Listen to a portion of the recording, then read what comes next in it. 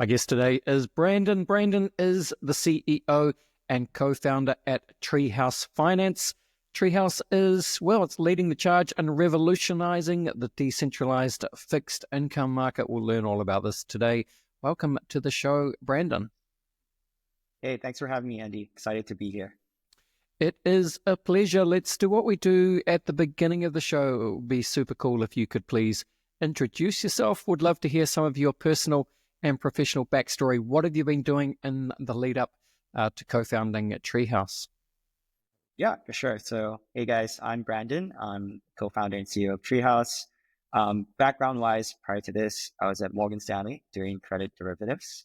I started Treehouse 4 years ago with a group of friends, and I got into crypto while still at Morgan Stanley. And one of the first things that really piqued my interest was when Uniswap came about.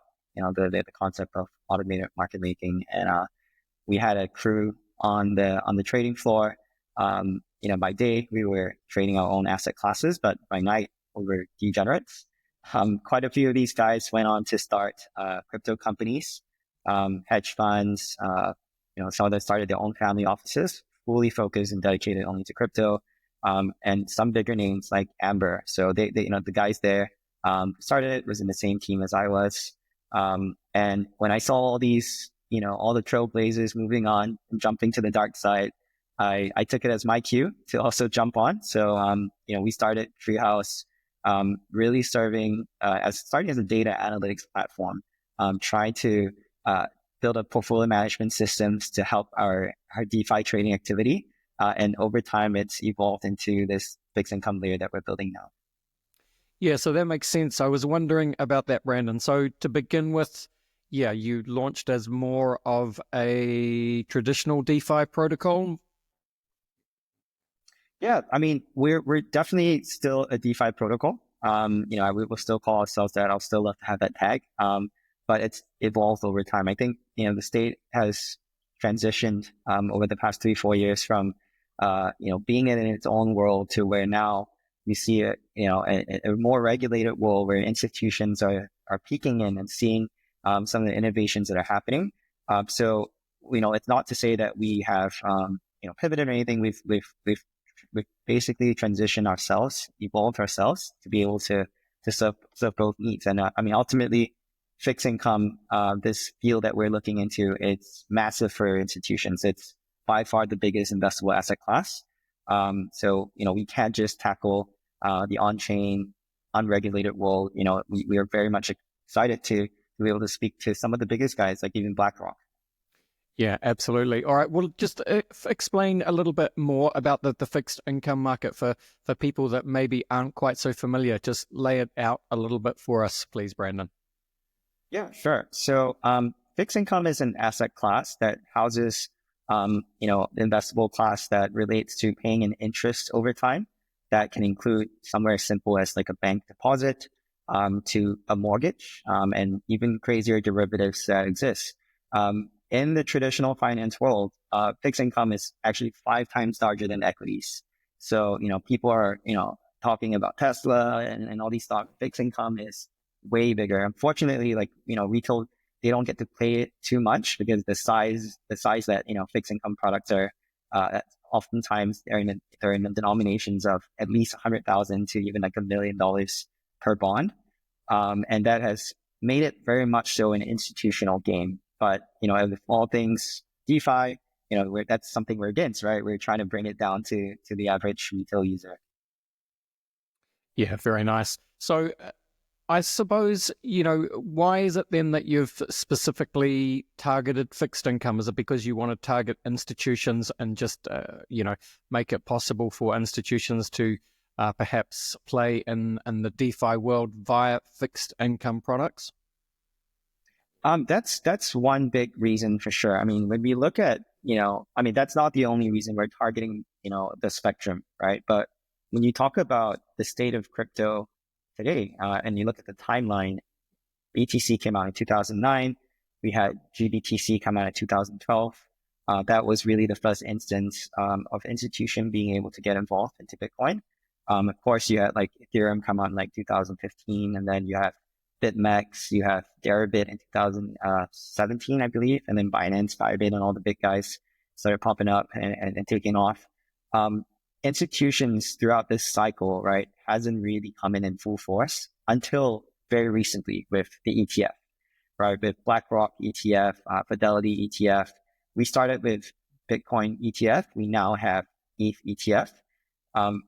In terms of where institutions are going to look to next, yes, perhaps they might get into some aspects of DeFi, but certainly they're not going to jump into the till end, right, of all the degeneracy and all the stuff that's been living in our world. I think the next step for them is to get into the fixed income space because within crypto, and part of that is proof of stake. So when you look at proof of stake, it's the next simplest step for any institution. Now that they can hold Bitcoin, now that they can hold ETH, especially ETH, right? They can stake it and earn a return on that asset. And if you treat staking or at least proof of stake as the safest yield that you can receive, it makes sense for rather than just holding ETH, they should hold, a yield bearing instrument of that. So our view is that institutions will, when they come into crypto, especially through whether it's pure crypto assets like ETH, it's going to be fixed income in nature. When it's related to RWA, similarly, it's going to be fixed income in nature.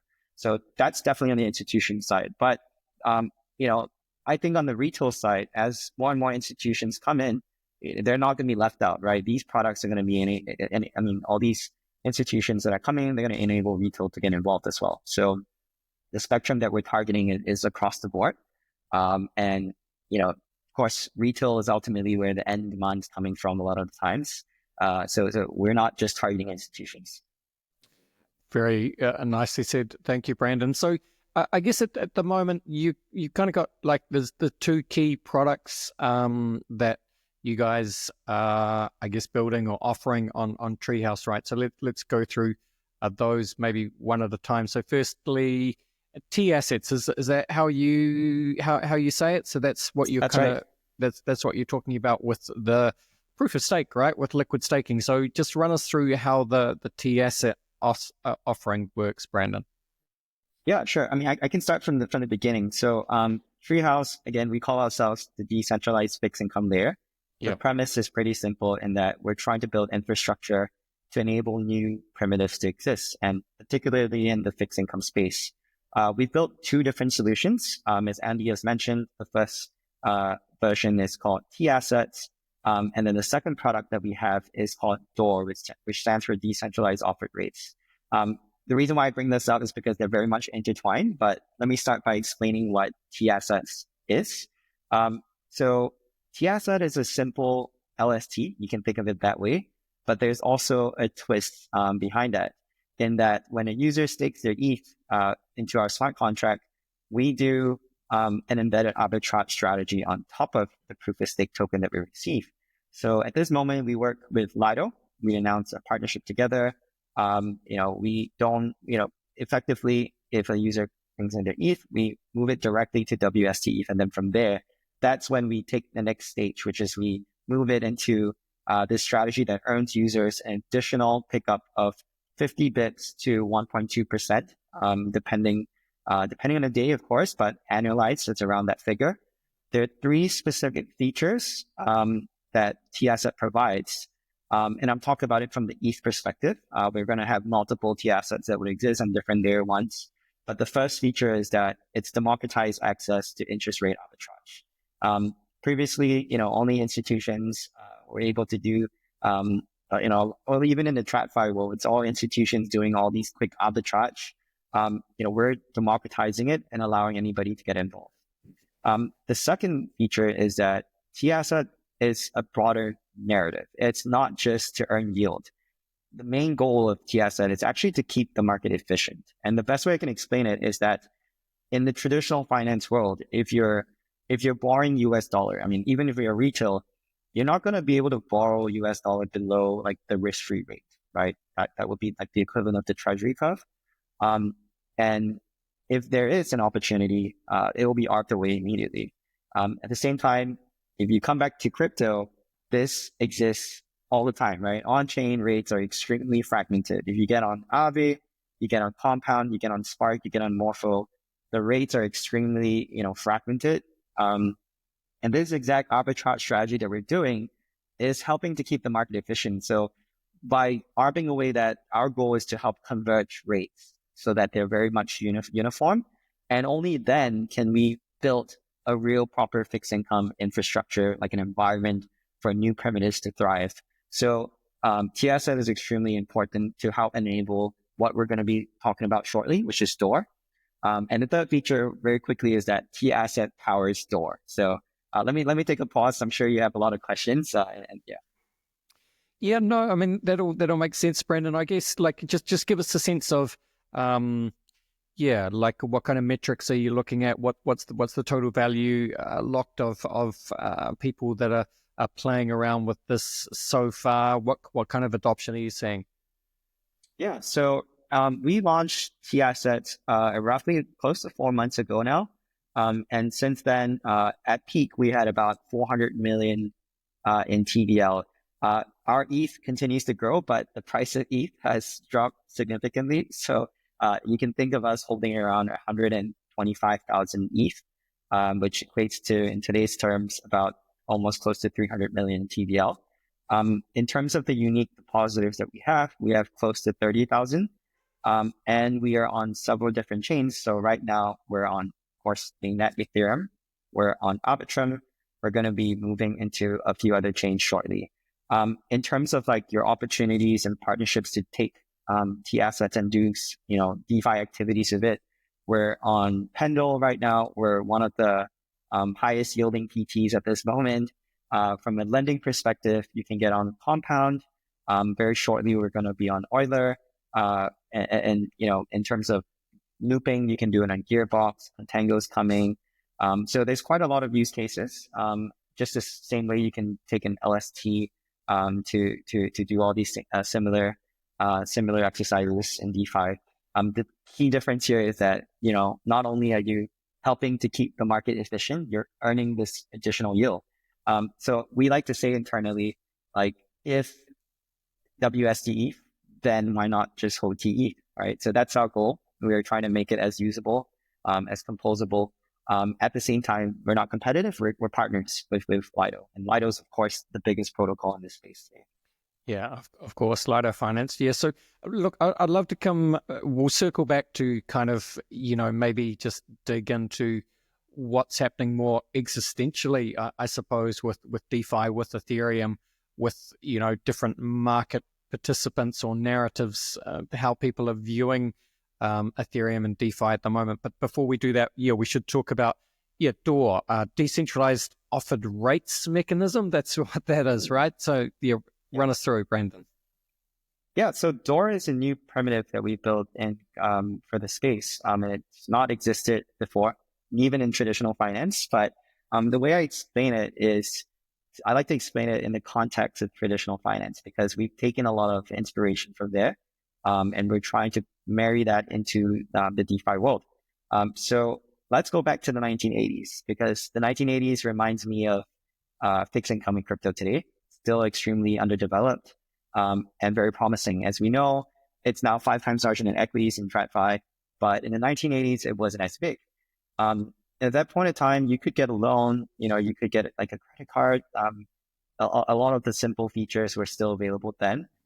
But if you get a mortgage, if you go to Citibank, you open up your term sheet, so like literally the legal document that you receive, there will always be a reference rate when it's to do with, loans or any kind of fixed income product. And if you go to Citibank, it will be the Citibank reference rate that is related to your loan. If you go to Bank of America, you receive the Bank of America rate. So the problem then therein at that point in time was that there were so many different benchmark rates that exist, so many different reference rates, and that caused a lot of confusion.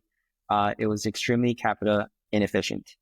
If a user or if a bank even wanted to recycle that risk, they weren't able to. They would have to talk to the other bank and say, hey, my methodology is calculated this way. What is yours? Is there any way we can reconcile it?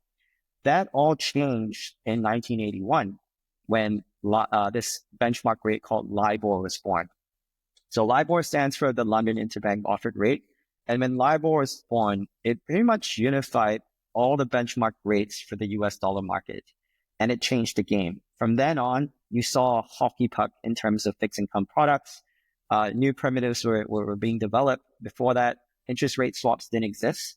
It was born the year after that. Mortgage-backed securities were developed a few years later, let alone options. All these swaptions and all these things started developing. So it was all catalysts. The main catalyst was catalyzed by a unified benchmark rate. But as we, without going into too much detail, LIBOR has a lot of inherent issues. It was prone to manipulation, collusion, and it was very recently replaced with another benchmark rate called SOFR, which also has its own issue, which is being very, very centralized. So coming back to crypto, and we talk about Ethereum, or just layer ones in general, it's meant to be decentralized. It's a decentralized economy, a country, if you will. And, if you want to get into a fixed income product, there's really no benchmark rates that exist today. On the for the CeFi side, there's like Coinbase, has their own, Binance has their own, again, very, very fragmented. So our view is that why not build a mechanism that unifies this, and not only unifies it, but decentralizes it. So DOR effectively takes principles from TradFi of LIBOR. We've married it with the principles of SOFR, which is SOFR, another type of benchmark. We've built it in the form of a chainlink oracle. We've added staking and slashing to solve the issues of collusion. And we've introduced 5 stakeholders that collectively work together to power this entire new layer. There's a lot of use cases beyond that, we're working with some big market makers that are trading Ethereum staking rate forwards on top of us. We're on track to hit, in terms of volumes in the billions. And we've not announced any of this. In terms of other use cases, protocols can build, interest rate swaps settled on chain using us. We're working with PhDs to do that. In terms of the type of stakeholders, we also have a group called the panelists. And we have some of the biggest staking houses that are involved, that are providing data that decentralizes this data. Think of DOR as also like a framework for anyone to build a decentralized benchmark rate. So it's a whole new primitive. Let me take a pause there again. Yeah, no, that's exciting, Brandon. I can absolutely see the need for it, and that's a game changer. Being able to, have I guess a system for setting the reference rates that is, decentralized. It's transparent, so people can put much more trust in it. And you're right. Something like LIBOR that most people will have heard of, could potentially be prone to some forms of manipulation, right? But that's not the case with DOR. Exactly. All right. So I guess what is next for you guys with Treehouse? Like, I guess you'll be working on just rolling these primitives out, increasing adoption, and making more people aware of it over time. What else are you guys working on? Yeah, sure. So I'll split that, in terms of our roadmap into 2 fronts. One talking about tAssets specifically, and then DOR. So on the tAsset side, you're going to expect a lot more chains coming. We're going to be on, you can kind of go down the list of the top layer ones. We're going to be announcing several big partnerships with foundations even. So users can get involved by staking their version of an LST, as well as getting this embedded arbitrage strategy. In terms of integration, there's going to be a lot more, partnerships in terms of, with lending protocols. We're hoping to get on Aave very shortly soon. We also have, when you stake tAssets, we've gamified it as well. So around the point system, you receive points. We call it nuts. And in fact, actually today, later today, and on the 19th of March, I know this might come a bit later, but we're going to be launching a game room where effectively users can use their nuts to play games and to earn more nuts. So it's going to be a lot of fun. You can check it out. Coming over to the DOR side again, DOR has a lot for us. Very recently, DeFi Llama introduced a whole new category. They called it DOR, and we're the only ones in the category, which is amazing, right? They rarely add new categories, right? It's a new category that's defining the fixed income space in crypto. So there's going to be a lot more operators that are going to be launching on top of us. So think again of us as like a framework, where people can use it to build their own system. We're partnering up with a very, very big benchmark provider in the crypto world. We're also partnering with the largest LRT. So that's going to be announced very shortly. They're going to be building an LRT, effectively an LRT DOR for users to reference. We're also going to be launching together with a few perp dexes and maybe even, shortly beyond that, CeFi exchanges where you'll be able to trade the forward structure of some of these rates that we've built, which is extremely important for hedging for institutions. Our goal right now is to just build as many use cases as possible on top of DOR. And how we're doing that is we're encouraging people, for anyone listening that's interested, you can apply for grants. We've been supporting a number of protocols, some very big ones, some new ones as well, such as Horus. Again, I mentioned there's a group of PhD building a way to settle interest rate swaps. We're working with another team using the new ERC 6123 concept for interest rate derivatives. So a lot of new products are going to be coming out from DOR. I'll stop us there, but it's going to be very exciting. Very exciting indeed. And I love the fact, Brandon, that even though it sounds like your primitives are very, there's slightly more heavily weighted towards institutional use at the moment. Although anyone can use them, but even the institutions enjoy a bit of gamification in the form of squirreling away those nuts. That's just the digital world that we live in at the moment, right? For sure, yeah.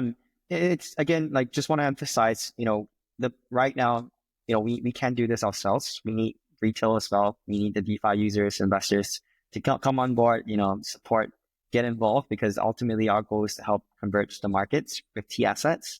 They come support us, join in and get in the games. It's just as much for them as it is for an institution. Yeah. And I guess it's a good segue, Brandon. I said before, be interested to get your thoughts on, suppose, where DeFi is at, the narrative around Ethereum. Ethereum has struggled a little bit over the last 18 months or so. Maybe, the narrative around Bitcoin has always been a little bit easier. Bitcoin ETF has done well. Ethereum ETF less so. It's kind of been a funny old market as well. Is it a bull market? Is it a bear market? Is it somewhere in between? But it's just a volatile time in the world, certainly in crypto. These are big questions, Brandon. So I'm sure you have views, though. Maybe just to start off with, how do you kind of think about Ethereum at the moment? Yeah, that's a huge question. I think I can look at it overall, taking a step back of the state of the entire market, and kind of slowly go down to Ethereum. So let's talk about the entire global markets, right? That's right now, if you put a value to it, objective value, it's around 500 trillion. There's many ways to dice that pie, right? You can dice it by countries to their GDP. You can dice it through asset class, right? Again, mentioned fixed income being one of the largest. Within that 500 trillion bubble, crypto only represents 2.5 trillion. So we're less than 1%, right? Less than 0.5% even still at this moment, right? And thinking of it as a bubble and, crypto being this little tiny bubble here, there's only a few ways for this bubble to grow. One of which is you grow the bubble inherently through value that is created. Another one is through inflows, right? So at this very state of this market right now, it's rather the opposite, right? Because there's been a lot of things that are extractive internally, down to meme coins and scams that are, or even big hacks that's taking out $1 billion out of supply. Really, there's also outflows that are coming out. Let's zoom in even further, right? And of course, when you talk about the big bubbles, macro is a big decisive factor in how this balloon grows, even, right? If there's trade wars, the Ukraine war, the bubbles expand and deflates, proportionately. At the same time, crypto will shrink. Let's zoom in again. So from that little bubble, let's zoom in and bring it out. Within this 2.5 trillion, 80% of the value is BTC. As you mentioned, BTC is a lot easier to understand. It's a lot more easier to understand because it's treated like perhaps like a gold, like a reserve asset. The good thing about, the way I look at BTC is that, and we have to look at it even when you talk about Ethereum, because it helps really drive the entire bubble, because this represents 80% of the bubble.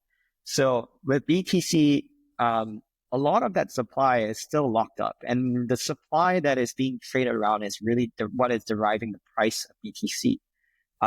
Let's just say of that 80%, 10% of it is the one that is floating. It's on exchanges that are being actively traded. It's in the ETF.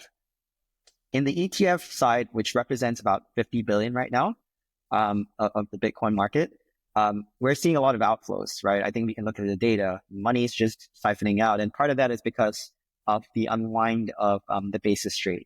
So a lot of hedge funds are doing the basis trade right now. And effectively, when that's unprofitable, they leave that trade. That means net selling pressure, and the bubble grows even smaller.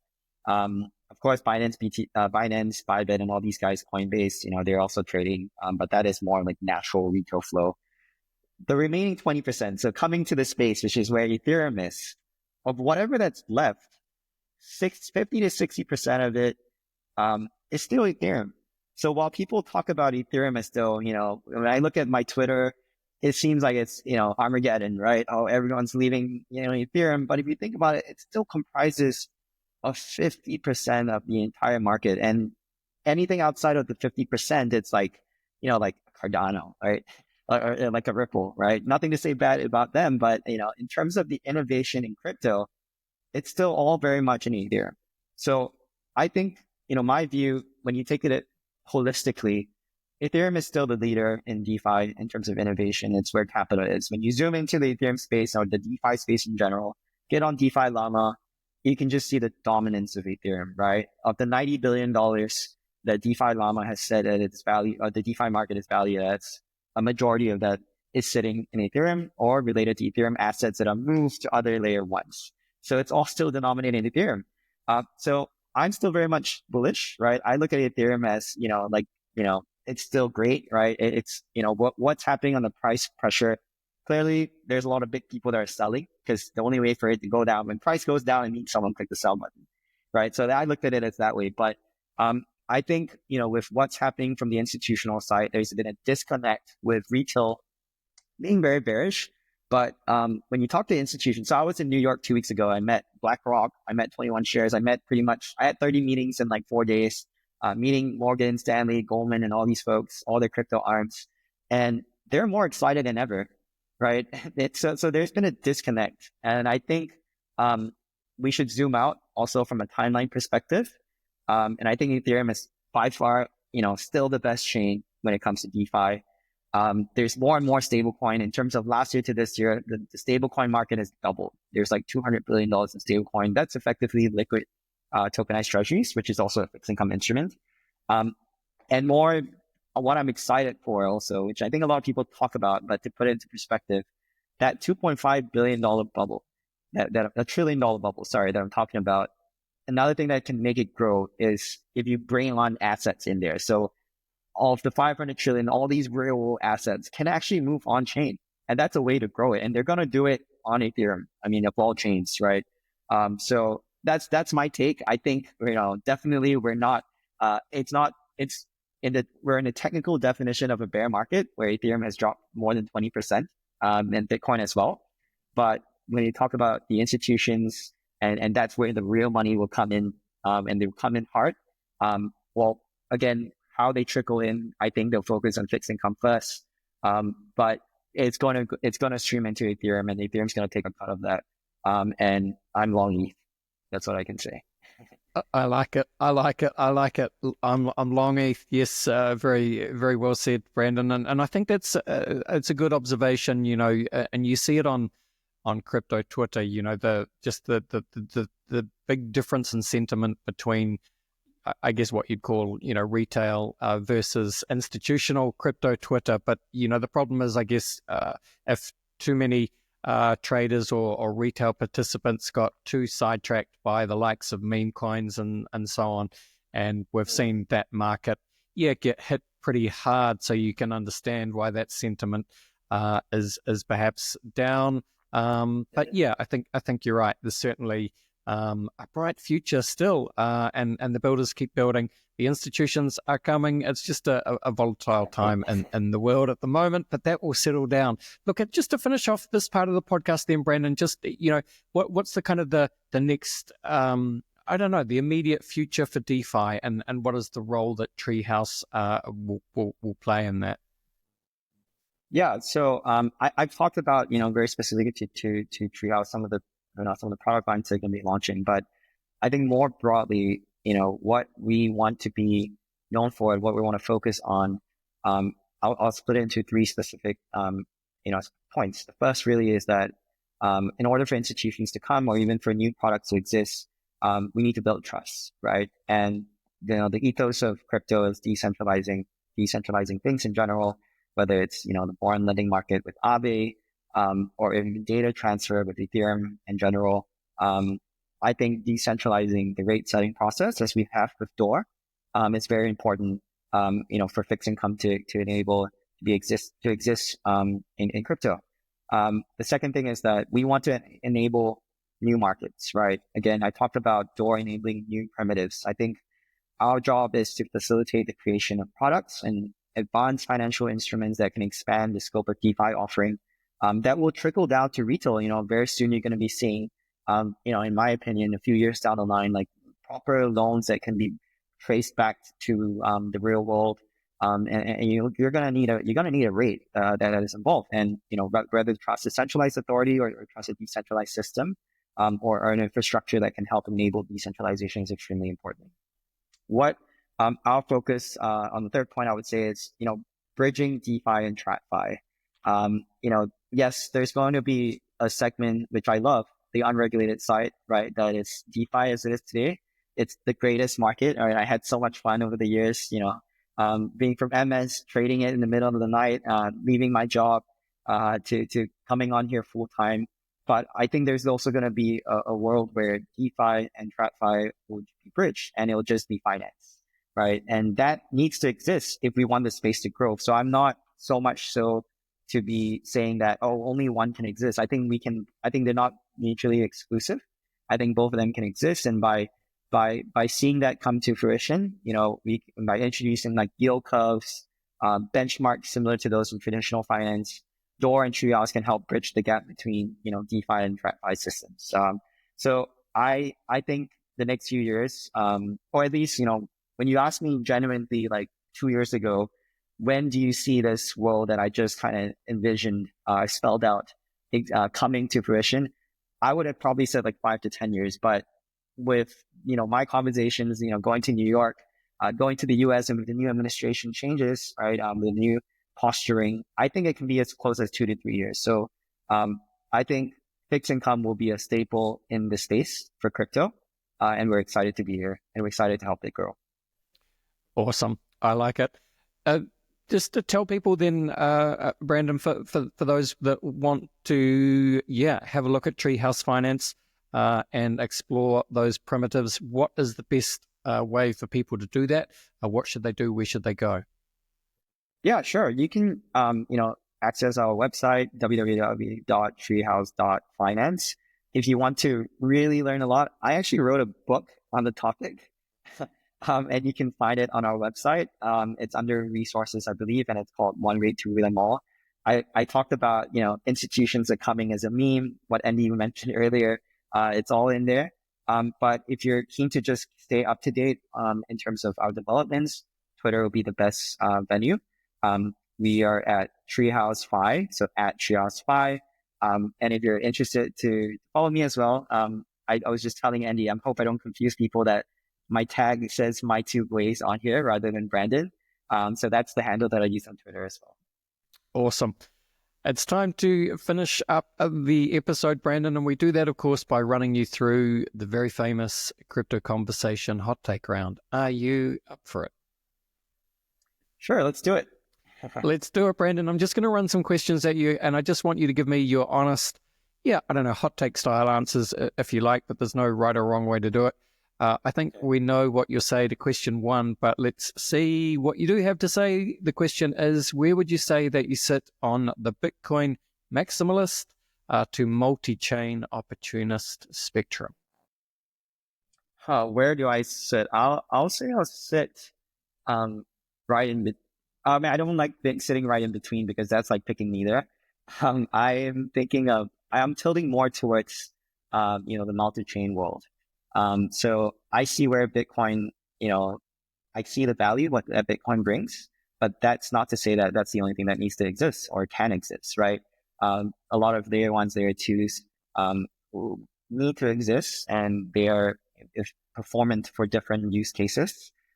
So I think, I'm tilting more towards the right side. No, I thought you would say that. What would you say then, Brandon, is your firmest conviction crypto opinion? Interesting. Firmest opinion in crypto. Well, let me try to, box it within the field that I'm in, right? I guess, I think I expect fixed income to be the largest asset class within DeFi as well. And I don't think that's the case right now. And I think people perhaps can't see that, but I very, very firmly believe that that's going to be the largest asset class in blockchain. All right. Well, another way of thinking about this, Brandon, of course, is, Bill Gates, who famously said that we tend to overestimate what we can accomplish in 2 years and underestimate what we can accomplish in 10. So look, 10 years in crypto is a long time indeed. But yeah, anything you like here, 10 years time, DeFi, Treehouse Finance, fixed income, what does it all look like? 10 years time?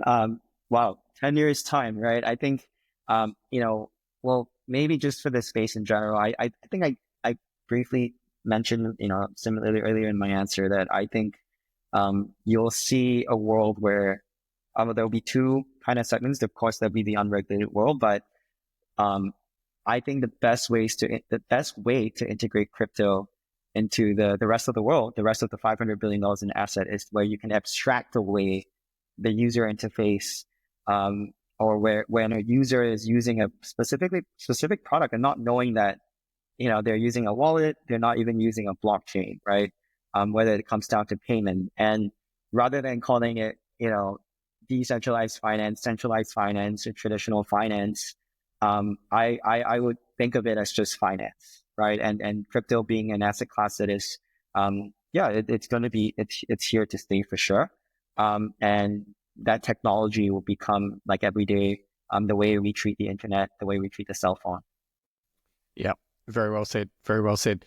It brings us really to our next question, and it's the last question, Brandon, and it is, what is your favorite science fiction book, film, or TV show? Right. I would say, Game of Thrones. by far. I don't know, is that science fiction? I guess. I mean, it's not much like.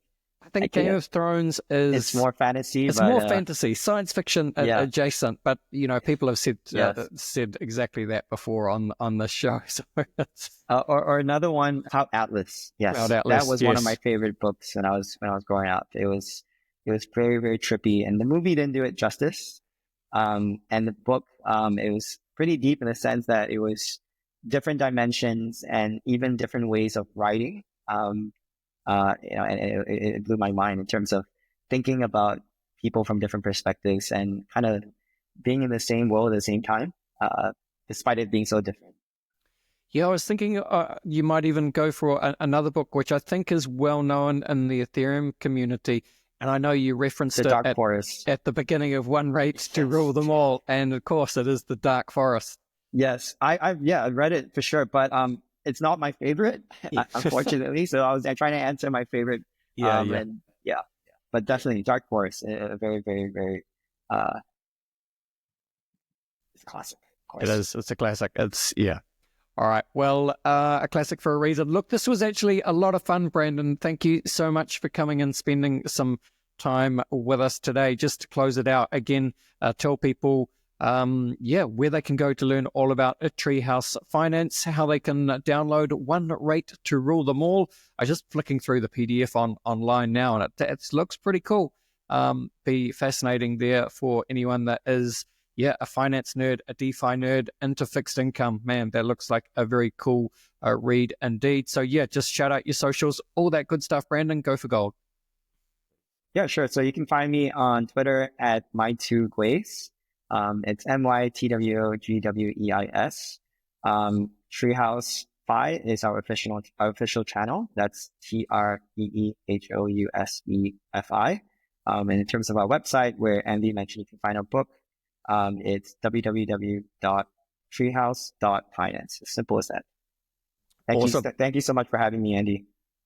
Thank you so much, Brandon. All the best, and bye for now. Thank you.